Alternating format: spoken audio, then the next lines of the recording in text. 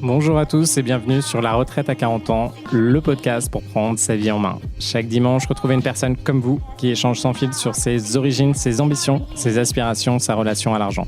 Je m'appelle Victor Laura, je suis l'expert français du frugalisme et du mouvement FIRE, Financial Independence and Retire Early, indépendance financière et retraite précoce. Retrouvez mon livre La Retraite à 40 ans, c'est possible aux éditions Larousse. Pour rejoindre le mouvement FIRE, c'est sur devenirfrugaliste.com. Il y a une communauté, des workshops et des outils.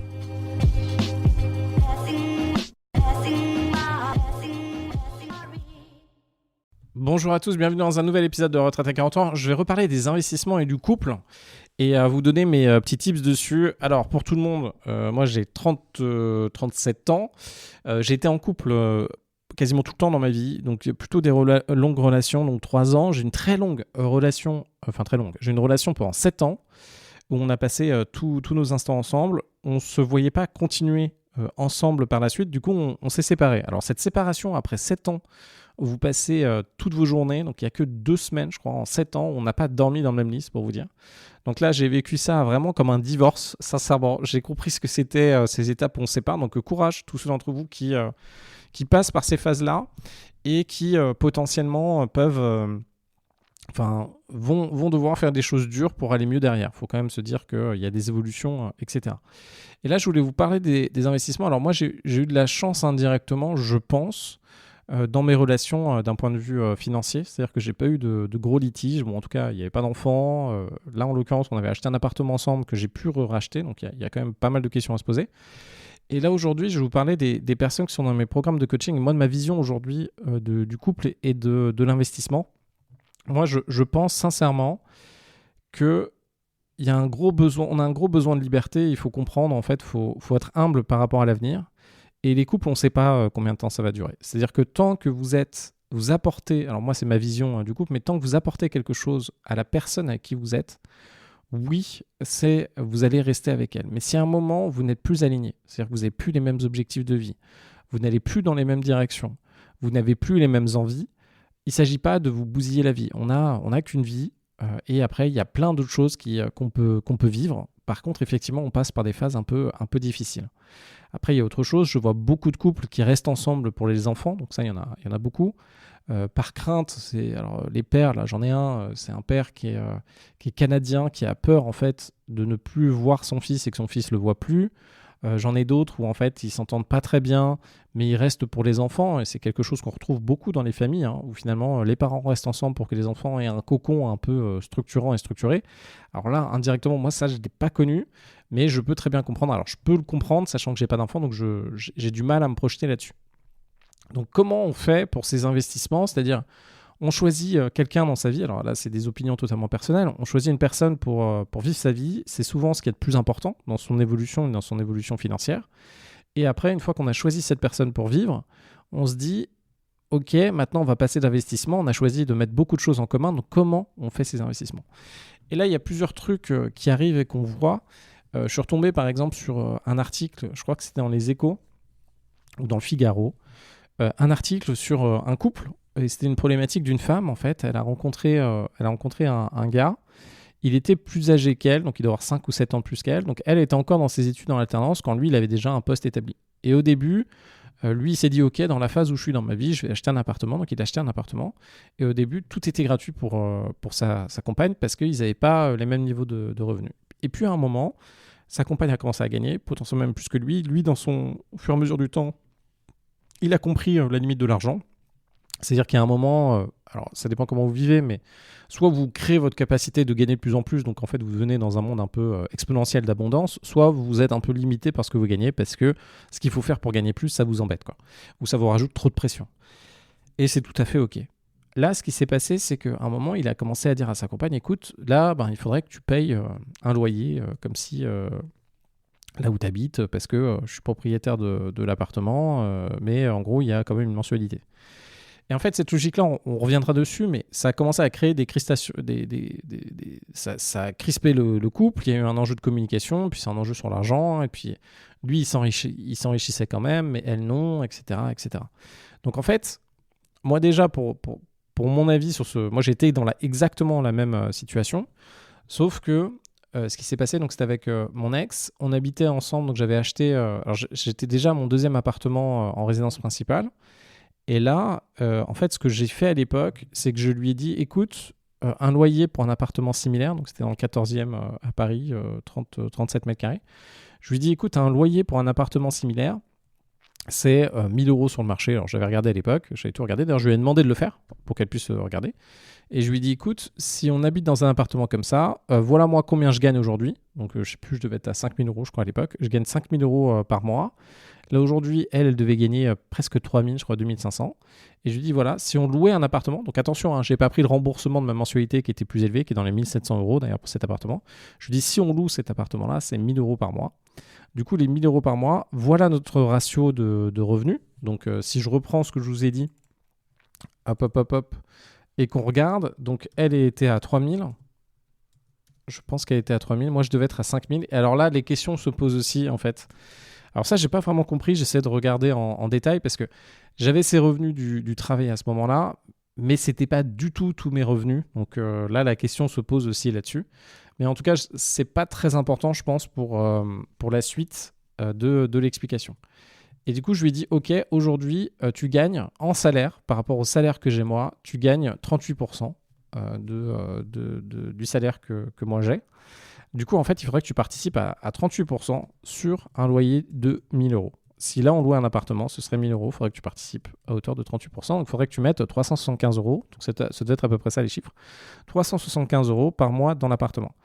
Et là, en l'occurrence, à l'époque, moi, je savais franchement que, c'était pas tous mes revenus. 2, j'avais des investissements à côté. Et 3, moi, j'allais continuer dans cette direction. Et 4, en fait, ce qui m'intéressait, c'était que mon partenaire évolue d'un point de vue financier et soit un petit peu plus dedans. Alors, c'est comme s'il y en a un de vous deux qui est à fond dans la nutrition, qui est à fond dans le bien-être, qui est à fond dans comment vivre longtemps. Ben, vous allez vouloir en faire profiter à votre partenaire. Et du coup, ce que je lui dis, c'est 375 euros. Soit... Alors, je pense que c'était plus, en fait. C'était plus que ça à l'époque. Mais bon, bref, on va le reprendre dessus. À mon avis, c'était beaucoup plus à l'époque. Ça paraît pas beaucoup. Ouais, c'était plutôt 750. Donc, vous multipliez en gros par deux pour avoir ce truc-là. Parce que vous allez voir la logique qu'il y aurait derrière. Je lui dis, ben, soit tu payes 750 euros par mois de loyer. Et parce que là, demain, tu vois, qu'on soit chez moi, qu'on soit autre part, finalement, on habiterait dans un appartement comme ça. Et le loyer est de temps. Donc, finalement, qu'on soit chez moi ou autre part, d'ailleurs on peut louer un autre appart si tu veux, on aurait 750, enfin il faudrait que tu payes 750 euros de loyer. Ah oui, donc c'était peut-être avec les charges en supplémentaire, l'électricité, machin, je sais plus comment j'avais fait ça. Bref, je lui dis c'est 750. Et après je lui dis, écoute, soit tu fais ça, ah non, c'est dans l'autre sens, pardon, c'était bien dans l'autre sens, pardon, je reviens dessus, c'était bien 375, voilà, je reviens, excusez-moi, ça date un peu, hein, excusez-moi, on s'est séparés il y a 3-4 ans, on est restés 7 ans ensemble, donc ça remonte à pas mal ces échanges. Et d'ailleurs, je pense que j'en parle dans mon livre. D'ailleurs, n'hésitez pas à redécouvrir mon livre La retraite à 40 ans, qui est pas mal, qui est ressorti d'ailleurs aux éditions Larousse et qui va ressortir en édition poche. Donc, ce qui s'est passé, c'est que je lui dis, écoute, tu devrais mettre 375 euros dans le loyer. Moi, ce que je te propose, c'est soit tu mets 375 euros. Donc, tu me fais un virement, 375 euros en début de mois. Sinon, tu mets le double en épargne. Voilà, c'est ça que j'avais fait. Donc, tu mets le double en épargne, donc tu mets 750 euros en épargne. Et là, déjà, ça m'a permis... moi, en fait, de créer finalement la liberté, enfin, de faire un premier lien vers la liberté financière de ma copine. Et elle, à l'époque, elle venait vraiment d'avoir son premier salaire dans les 3000 euros. Donc, tout de suite, dès qu'elle a eu son salaire dans les 3000 euros, j'ai tapé. J'ai tapé tout de suite pour éviter qu'on rentre dans cette inflation de dépenses et dans cette inflation de niveau de vie. Bon, sachant qu'elle, c'était pas forcément son truc, l'inflation de niveau de vie, etc. Mais tout de suite, dès que vous avez un moment où vous gagnez plus, attention à ce moment-là, de ne surtout pas trop évoluer sur votre niveau de vie parce que c'est ça qui risque de vous casser dans pas mal de choses. Et du coup, ce qu'elle a fait, c'est qu'elle a commencé à mettre 750 euros de côté sur un compte. Et alors moi, j'avais pas accès au compte et tout, etc. Mais n'oubliez pas qu'il faut vérifier parce qu'il y a un fameux moment où on était aux Galeries Lafayette de Montparnasse, je crois, et qui existe peut-être plus aujourd'hui à Paris, dans la gare Montparnasse, à côté de la gare Montparnasse. Et en fait, elle voulait acheter un sac, mais un truc à 300 balles, quoi. Elle voulait acheter un sac à 300 balles ou même 150 balles. Et en fait, indirectement, avec des formations un peu professionnelles, je voyais un peu ses dépenses à droite à gauche et je savais que ça rentrait pas dans son budget et que si elle achetait ça, elle n'avait pas 750 euros de côté. Et là, je lui dis, écoute, là, je pense que tu peux pas l'acheter parce que tu n'as pas le budget. Et je lui dis, si c'est ça, tu te rappelles, tu dois me virer parce que c'est mon argent, tu dois me virer cette somme-là. Oh là là, ça avait fait un scandale, ça l'avait marqué, ça avait un petit peu gueulé dans le centre commercial tellement qu'elle était sortie des Galeries Lafayette. Enfin, moi, j'étais sorti, je lui ai dit, écoute, on se reparle dehors, etc. Ça fait longtemps que je n'ai plus eu d'engueulade comme ça.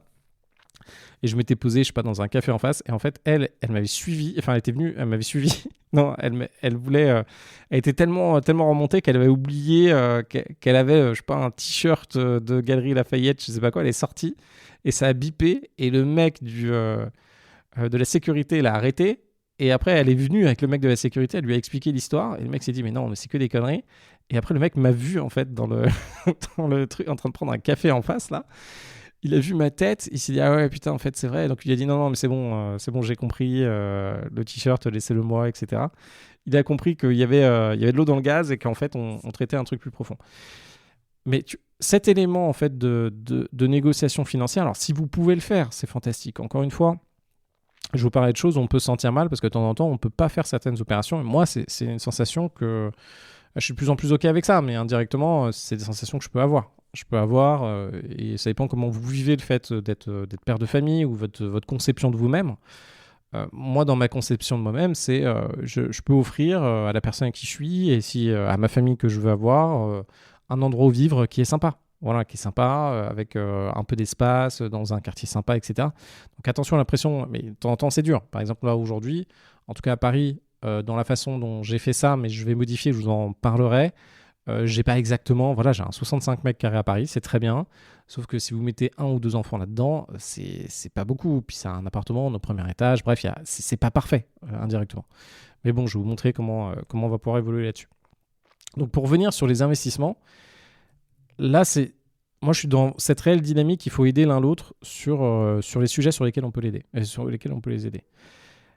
Il y a un truc que moi je ferai en investissement, par contre, c'est de jamais oublier qu'un couple, et c'est un peu ce que je vous disais au début, ça peut se séparer. Ça peut se séparer parce qu'il y a des moments où vous avez fini, et moi je suis OK avec ça. Même si vous avez des enfants, vous pouvez vous séparer parce que l'histoire que vous avez ensemble, elle n'est plus intéressante. Voilà, elle ne vous emmène plus vers le haut. Moi, voilà, une histoire d'amour, c'est de l'affectif, c'est de l'émotionnel, c'est un partenaire de vie, c'est un partenaire pour accomplir des choses, c'est un partenaire pour progresser.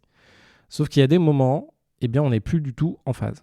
Et imaginez, là, vous croisez quelqu'un dans la rue, voilà, par exemple, vous êtes comme moi, vous faites la queue pour prendre l'avion, et là, vous avez des gens qui grugent devant vous et qui vous doublent et qui parlent fort et qui se collent à vous.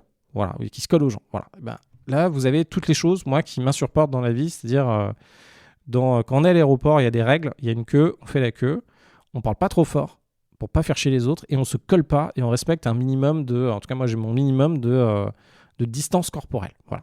Et ben, imaginez que cette sensation-là, trouvez quelque chose qui vous dérange. Pensez bien à quelque chose qui vous dérange, là, quand vous êtes dans un restaurant, quand il y a quelqu'un qui vous parle, etc. Et pensez que votre partenaire de vie devient comme ça. Ben, à un moment, si votre partenaire de vie est aussi insupportable et tout le temps insupportable, vous n'êtes pas obligé d'y rester. Et attention, parce que nous, en tant qu'être humain, on est en capacité de supporter énormément de choses. On s'en rend même pas compte. C'est pareil dans votre quotidien aujourd'hui.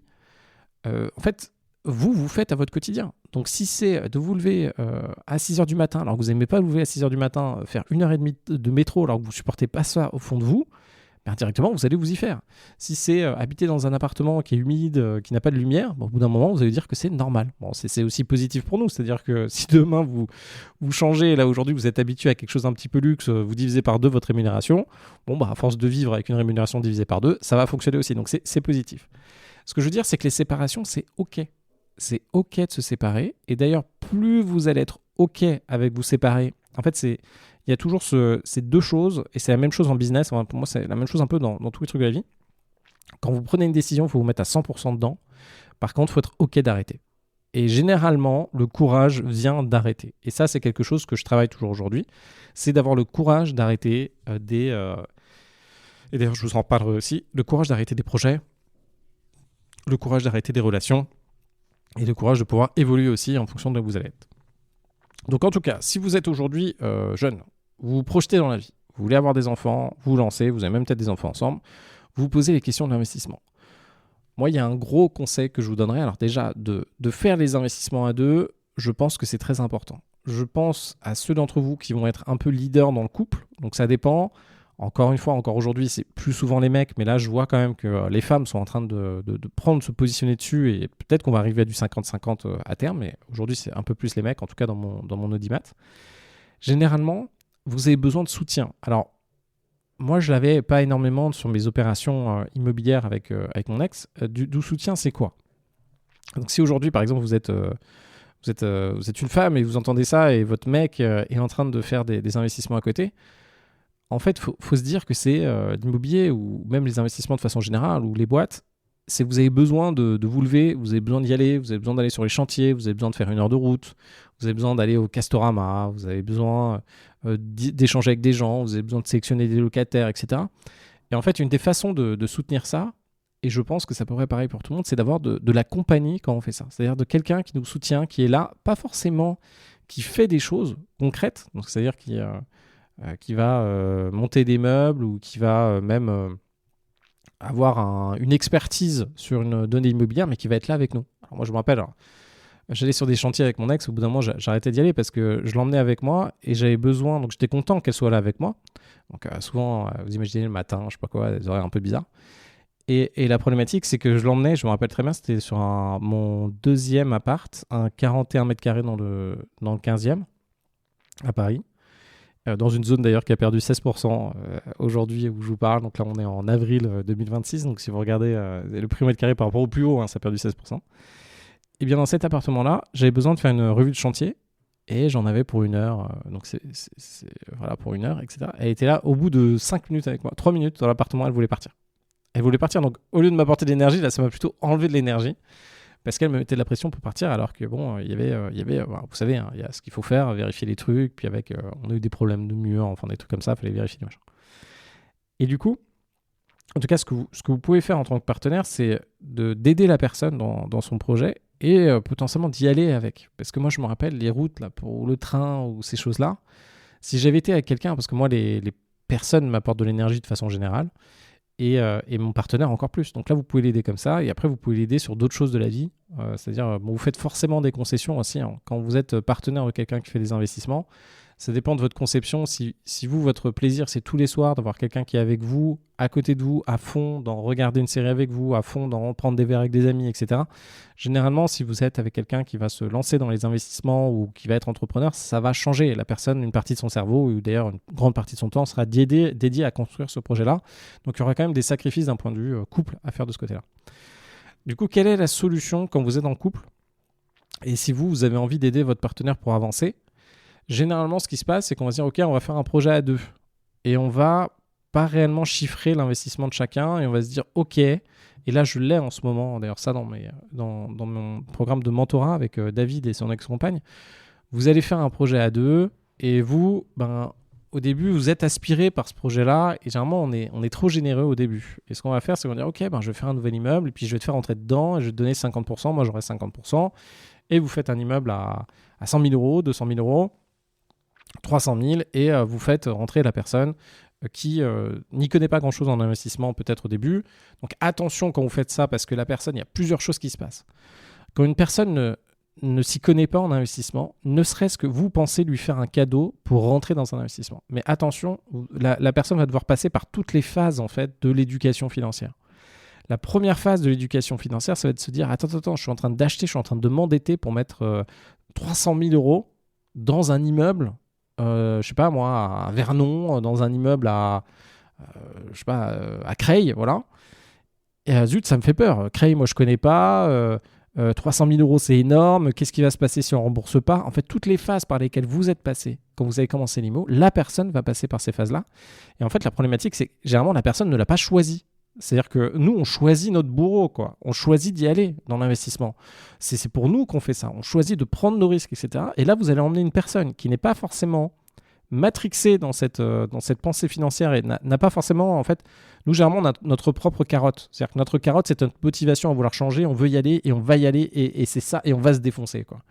Et là, on ramène quelqu'un d'un monde extérieur là-dedans. Et en fait, toute cette notion d'éducation financière, donc OK, ça veut dire quoi emprunter, ça veut dire quoi avoir de la dette, oui, ça va bien se passer, Et surtout, attention, parce qu'il y a des moments, ça peut potentiellement se passer mal. Vous pouvez faire une erreur sur une opération et c'est pas grave. Mais sauf que la personne va stresser. Et en fait, ça va vous ramener, vous, tout ça. Vous allez devoir gérer tout ça avec cette personne qui, en fait, potentiellement n'a pas cette force intérieure que vous avez qui vous a permis de prendre ces risques-là. Et c'est OK aussi. Mais attention, vous allez devoir gérer toute cette partie-là. Donc, au lieu d'avoir quelqu'un qui, au début, va vous soutenir, vous risquez d'avoir quelqu'un qui va vous retenir. Et vous êtes là, non mais attends, mais t'inquiète, Sarah, regarde, le deal, il va bien se passer. Voilà ce que c'est. Imagine. Et puis, vous allez montrer les chiffres. Et puis là, Sarah, elle va se mettre à bâiller. Je repense à une de mes sœurs, Marie. Dès que je lui montre un modèle financier, elle se met à bâiller.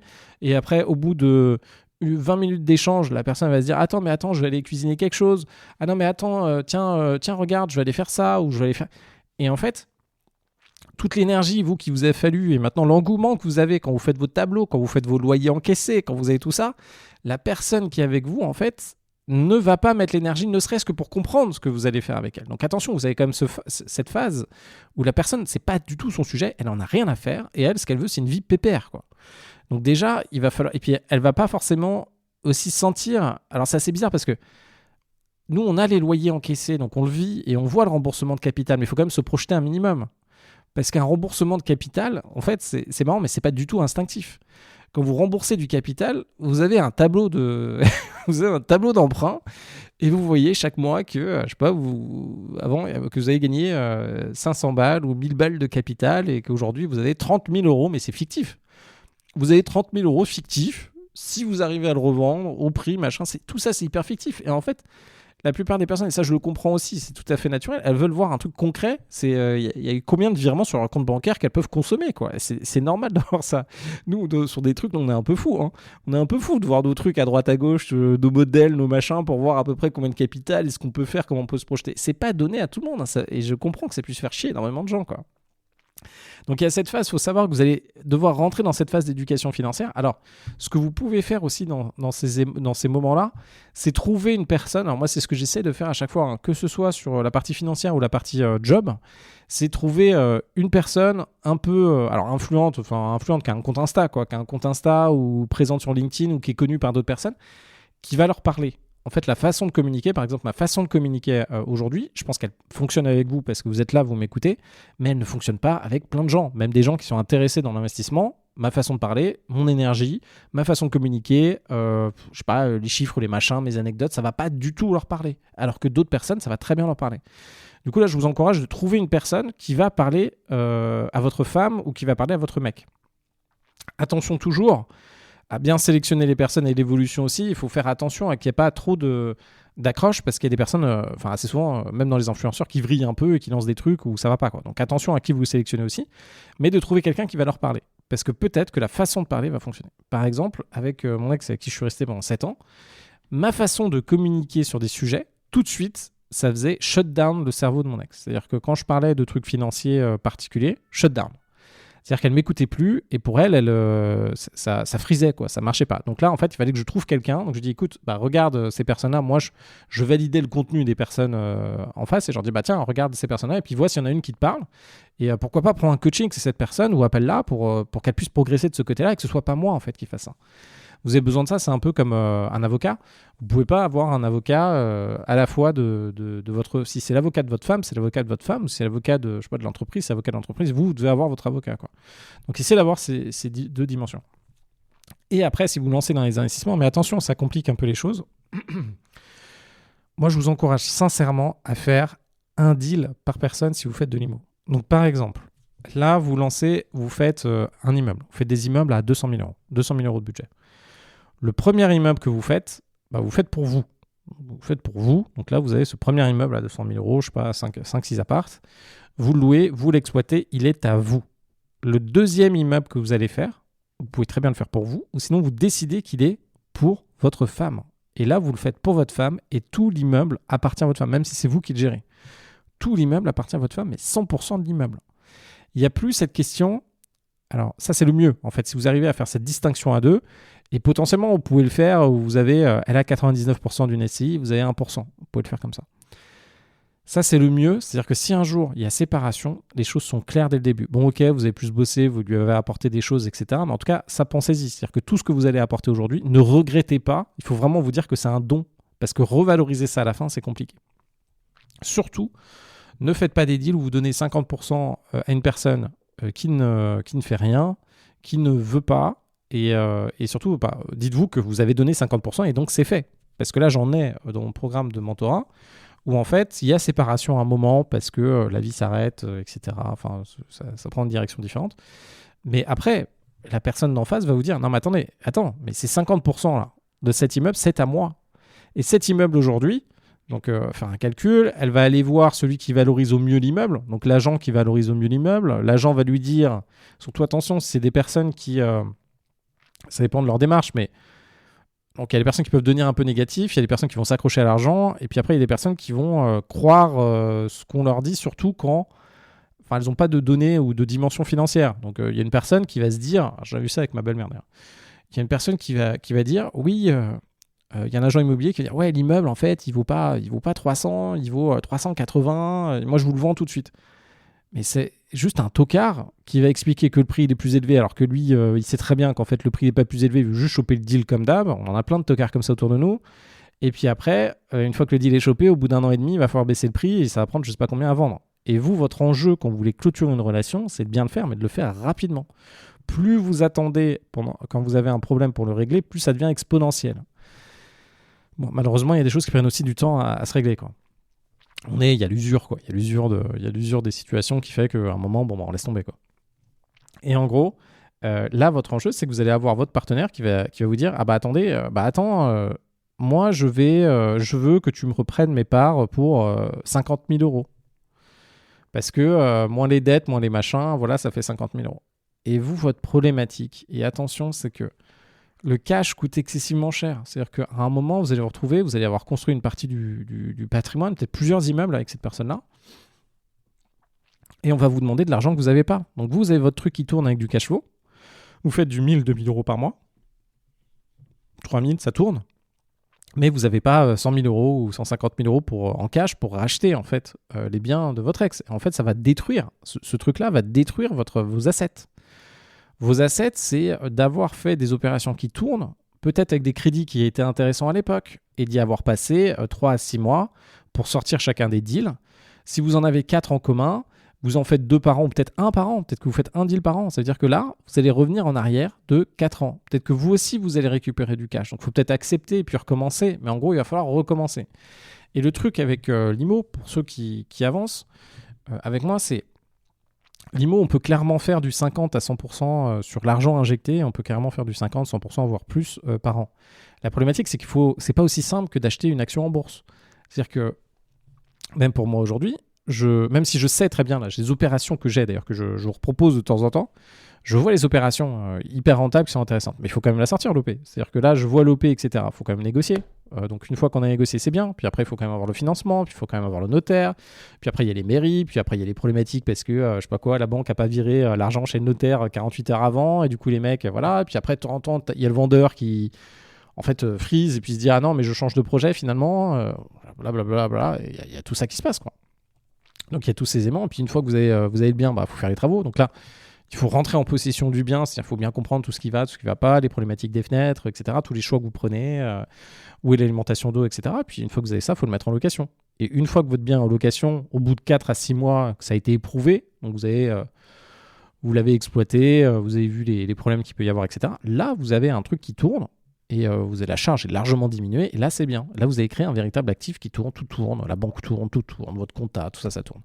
Mais ça, il faut réussir à le faire. Et du coup, quand vous vous séparez, ça détruit ces actifs-là. C'est-à-dire que, ok, le bien, vous allez récupérer, vous avez fait tout le truc là, vous en remboursez un peu, ok, vous récupérez 50 000 balles sur le bien. Mais qu'est-ce que vous faites avec 50 000 euros? Ok, vous ressortez avec 5... Alors attention, en plus, pour tout le monde, on se rappelle, quand vous faites une opération immobilière, au début de l'opération, et souvent pendant les premières années, et ça dépend d'où vous en êtes, le minimum c'est 1 an généralement, mais bon, ça dépend de votre prix d'achat, et dans pas mal d'endroits c'est plutôt 7 ans, mais pendant les premiers mois d'une opération et potentiellement les premières années d'une opération, vous êtes en négatif sur l'opération. Parce qu'en fait, vous avez tellement de frais pour lancer l'OP que finalement, vous êtes en capital négatif. Par exemple, vous achetez un truc à 100 000 euros.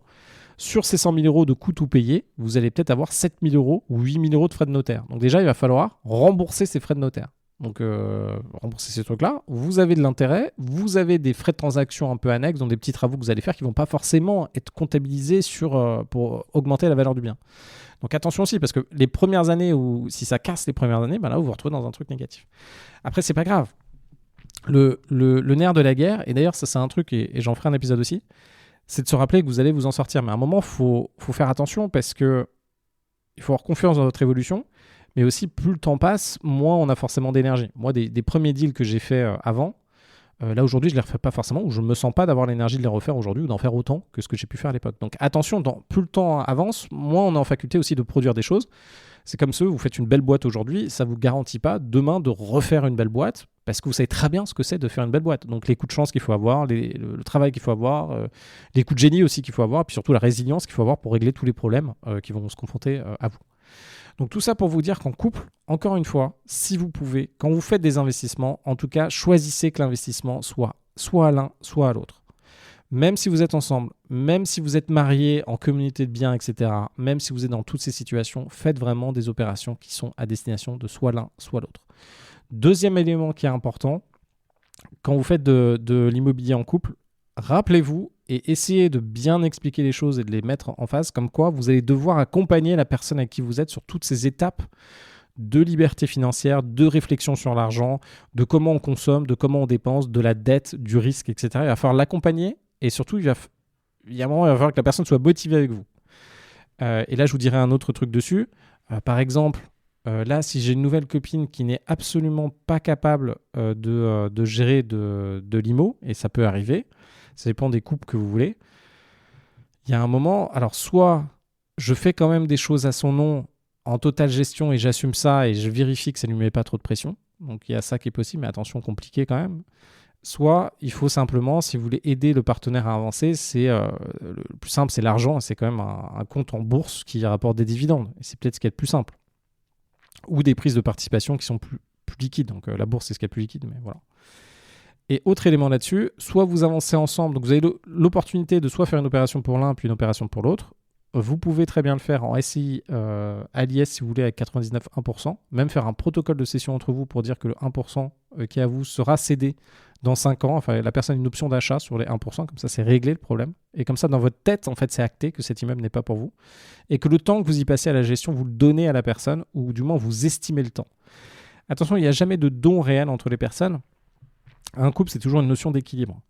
Donc il faut bien réussir à mettre une valeur sur ce que vous apportez sur la table quand vous faites la gestion des colocations pour la personne avec qui vous êtes. Donc mettez bien ça en valeur et dites ok, ça vaut tant en temps, ça vaut tant en argent, mais en tout cas valorisez ces choses-là pour vous assurer que vous êtes toujours en phase.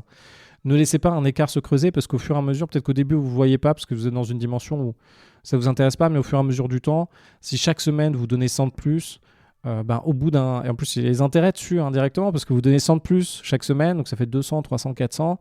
Et en fait, s'il y a un décalage en relation à la fin, ça va capoter. Et surtout que on ne met pas tous la valeur sur les mêmes choses. Donc, vous pouvez... ça peut être facile pour vous de faire des OP IMO. La personne qui peut être avec vous, ça peut être plus facile de créer un cocon plus connecté à la vie et vous emmener dans des choses. Donc, programmer les vacances, vous emmener dans les vacances, vous emmener faire découvrir des trucs, vous faire plaisir sur des trucs que vous ne feriez pas vous-même. Et en fait, d'avoir quelqu'un avec vous, ça vous permet d'aller dans ces secteurs-là. Donc ça peut être intéressant. Donc, deuxième étape, c'est vraiment ça.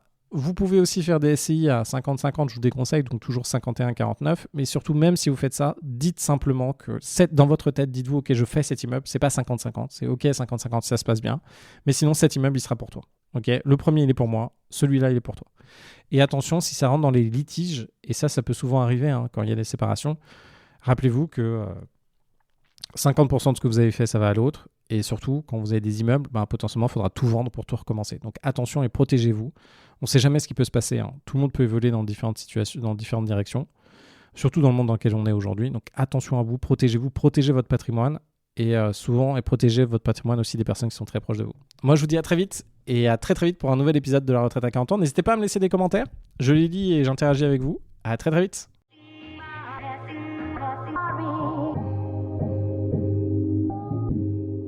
Vous venez d'écouter un épisode de la retraite à 40 ans. N'hésitez pas à en parler autour de vous, à vous abonner, à rajouter 5 étoiles et à mettre un petit commentaire. Ça nous aide vraiment beaucoup. Pour être informé des nouveautés, rendez-vous sur devenirfrugaliste.com. Une question, je réponds sur LinkedIn, Victor Lora, Lora. Et surtout, n'oubliez pas, vous êtes déjà au top. À très vite.